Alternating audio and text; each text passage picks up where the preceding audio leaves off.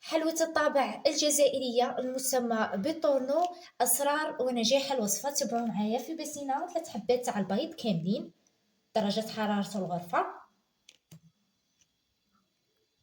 كاس إلا ربع سكر خشن،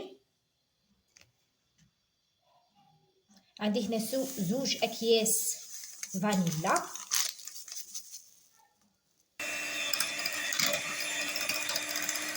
أسرار نجاح حلوى الطابع ولا حلوى الطورنو: السكر يذوب مليح بالضراب الكهربائي. هنا الزيت، عندي كاس تاع الزيت ننزل به هكا دفوعات ونخلطو بالضراب الكهربائي حتى نكملو هذا الكاس تاع الزيت. بعد ما كملت هذاك الكاس تاع الزيت، قرصه تاع الملح باش حلوة الطابع ولا حلوة الطورنو تجينا خفيفة، مغروف معمرة مليح تاع المايزينا. صاي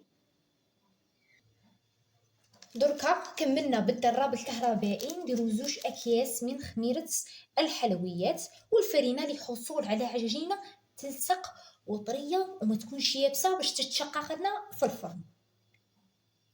شوفوا معايا كيفاش تخلوها تلصق بهذه الطريقة. انا راها تلصق في يدي. صاي هنا كي تخليها ترتاح تجيكم سواسوة تحكم روحها. صاي كاع راني نعطيكم الاسرار باش تنجح لكم هذا الحلوة الطابع.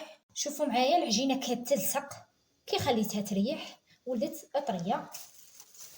هيا بسم الله 2 ساشيات ونحلو عادي. بصح كي نحلو ما تكونش رقيقه حلوة الطابع. صاي شوفوا معايا هذا هو السمك، ونطبع بهذه الطريقه. بسم الله ونحطوها في الصينيه. شوفوا معايا ما نحبش نطول عليكم الفيديو بزاف. شوفوا هذه هي الصينيه، جاتني شعل من الصينيه، سمعوني مليح. تدهنوا بالصفار من الفوق، ديروا السكر ولا دبر راسكم تزيين هذاك. صاي هنايا تخليها واحد 5 دقائق قبل ما تدخليها في الخوشه. صاي تخليها واحد 5 دقائق، تشعلي لها الشوايه.